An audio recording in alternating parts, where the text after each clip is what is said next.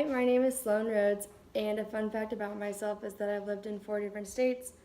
I've had the best experience with my peer mentors in my past chemistry classes, especially this past semester in Chems 262. They were always there to answer all of my questions, and they helped relieve a lot of stress along the course of the lecture for me.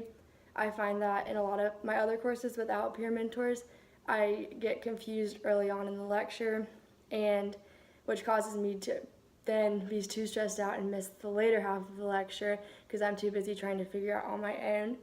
And I want to be there for kids in future chemistry classes the way that the peer mentors have been there for me, helping relieve stress along the way and answering any of their questions they have instead of letting them sit there and try to figure it out on their own. So today we're going to be solving a synthesis problem going from here to here. So first you want to notice that you're starting with an alcohol and you're ending with a ketone.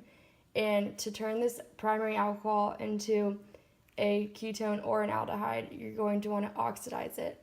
And your two options are you can use PCC or chromic acid. However, since it's a primary alcohol, you're not going to want to use chromic acid because it will turn it into a carboxylic acid.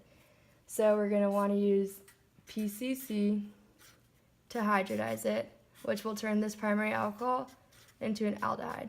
The next step is you want to realize that there are 1, 2, 3 carbons added, so you're going to want to use a Grignard's reagent, which looks like this.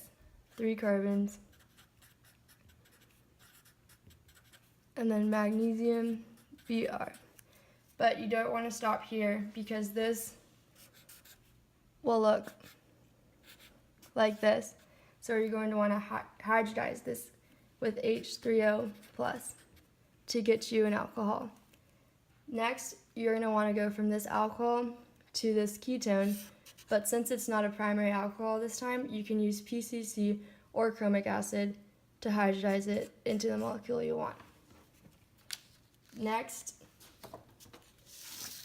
you have this and you want to get to this. You start with your primary alcohol and you have instead a tertiary alcohol this time. So we can't add Grignard's to just this alcohol due to the acidity of the proton. So you're going to want to change it to, again, an aldehyde using PCC.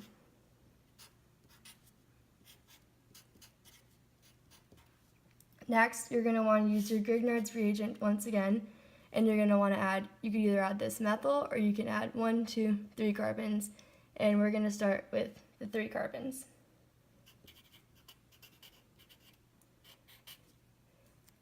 And then hybridize again with H3O plus.